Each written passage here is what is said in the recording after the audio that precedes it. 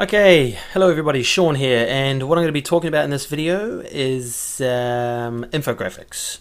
Infographics, what are they, and how you use them, and I'm also going to show you a way that you can actually make your own ones for free. Not the flash ones that you would get a designer to make, but they are pretty good.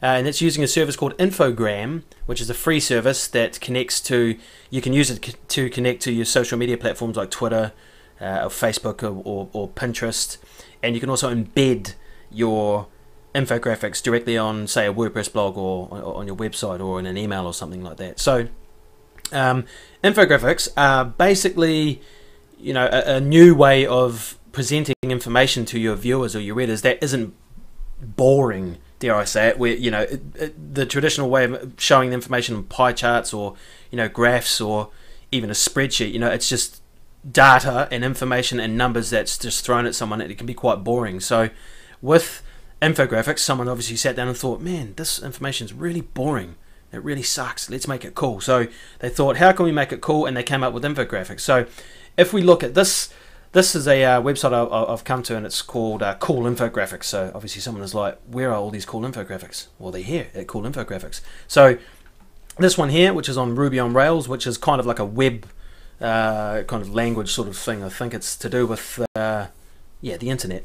And as you can see, they use a lot of graphics with information to just make it more presentable, more pleasing to the eye. And you know, that some people have said, or that they've done tests, studies that kind of prove that if the information is presented to you in a way that is more, you know, pleasing to the eye, or more, you know, like this, cool, then it's easier for you to remember. Instead of, if you had all of this just thrown at you in a spreadsheet, you'd be like, oh man, that's just heaps of numbers and letters and stuff, it's really boring.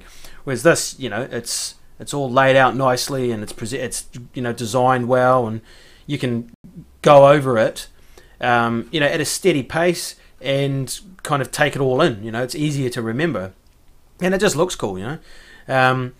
This is one on, on stocks. Okay, so here, there you go. There's a prime example. So for, you know, the financial sector, so with stocks and stuff, they're trying to make it cool by using an infographic, and it is, you know, slightly cool, I suppose. But this one here I wanted to show you. This is awesome. This is about Kelly Slater, and he is one of the coolest dudes in the world. So give him a cool infographic because he's cool.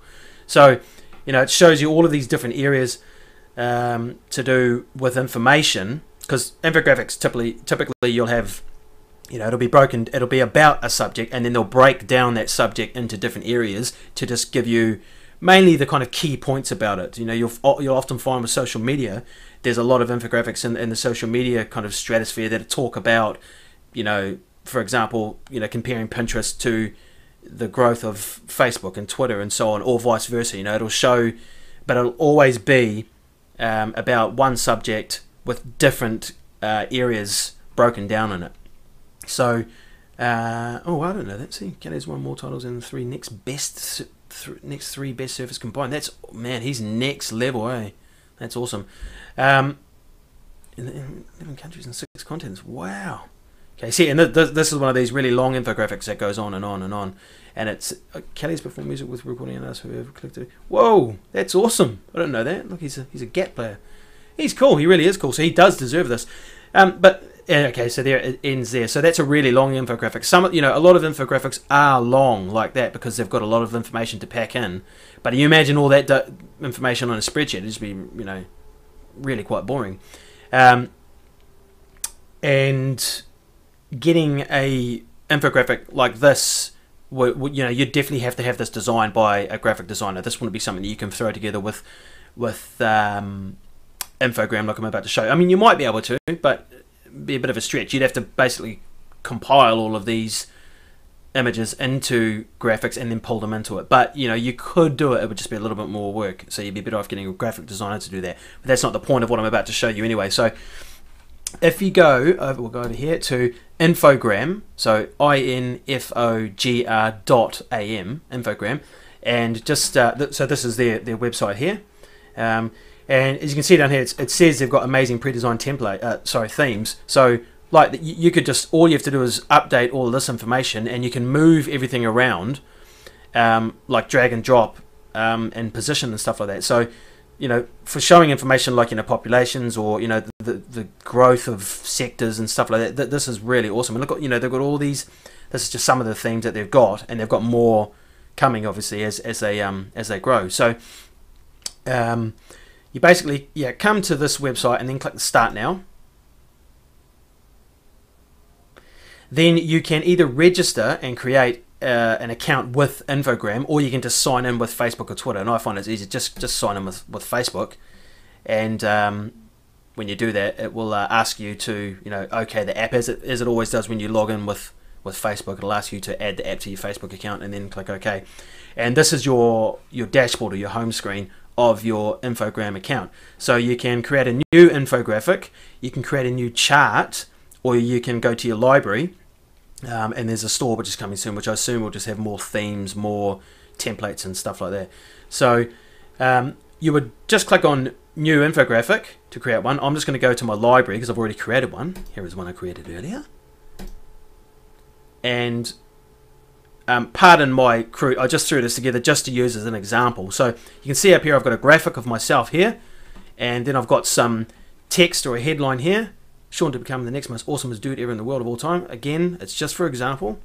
Okay, and then some more kind of headline text above my graph here. Now the cool thing about these things is that you basically just double click it and you can edit it, and you can also come in here and double click these pie charts or these graphs that you get, and it's all it presents it in an Excel spreadsheet, and it's all dynamic, so you can just update this information here. Like when I came here, this had like city names, and I've just changed them to all of, you know, Sean's awesomeness, John's awesomeness, Bridget's awesomeness. I've left Bridget and John down there, so I apologise, Bridget and John. You're not as awesome as me, clearly. Look at that. So obviously, yeah, when you update this here, it's dynamic. It'll update the numbers here, and the line will update as well on its own. Whereas a designer would have to go around and fiddle with all this stuff. So for you, it's already done. And so basically, once you've created your graph, oh, sorry, I should talk a little bit more about this. So you can add if you want to add stuff, and you can add a chart. You just click these buttons down here to add stuff in. So you can add a chart. Say if I wanted to change this or add another chart, I could click that there. I can add a picture, which is how I added that picture of myself. I can add a title, which is this stuff here. A text box, so this thing here, and you can also make it smaller. In fact, that's a good point. I didn't even check that. How do you do that? This is dummy text. Okay, so yeah, so you can click in here and edit your text, you know, blah blah blah. So I'm just going to close that. Or you can put a quote in there of some kind. So if you wanted to have a quote about, you know, because infographics often have quotes in them just to kind of emphasize a point. So that's all the features in terms of adding, you know, different parts to your infographic. Up here, this is just the preview button. So if you click on that, this just shows you this as a preview. This one here is the settings button, which takes you to the themes, so you can change. At the moment it's only got default because I'm just on the default theme. So if you go themes, you can change to any one of these themes that they currently have at the moment, and they're going to have more coming, but they're all really they're awesome as they are. So I mean, with those ones that you've got there, you should be able to create some pretty cool stuff. And then yeah, again, there's your home, and then there's your library. So once you've finished with it, you can click the share button up here, and what it will do is it will give you the option to publish it on either Twitter, Facebook, Pinterest, or you can view it on the web, which it'll basically take you to this URL, which is just the preview of your infographic there.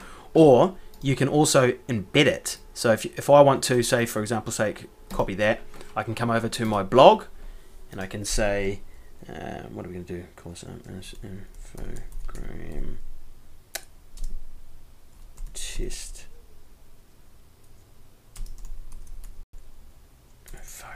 Just part of my typing. And I can just come in to my WordPress blog here, go to HTML view, paste the embed code like that, and then I can publish it. And once it's published, then I just click view post, and sorry, it's a bit slow at the moment, and then poof, up it pops with my infographic now. Okay, that scroll bar wasn't there before, so I don't know why that's come up. There's probably something to do with my blog because I've been fiddling with it lately. But this scroll bar shouldn't be there, and you should just be presented with this awesome infographic here, which you put that on your blog, and present some information to viewers, and it's it's going to be better than just writing a whole bunch of stuff out in a blog post. So that is how you use Infogram to create infographics, which you can share on all of your social media platforms. And yeah, I hope you found this video useful. If you did, please leave a comment below. And if there's anything else you want to know about the product, about Infogram, then just leave a comment below and I'll do my best to answer as soon as I can. So yeah, I hope you enjoyed the video, and I'll see you in the next one. Cheers.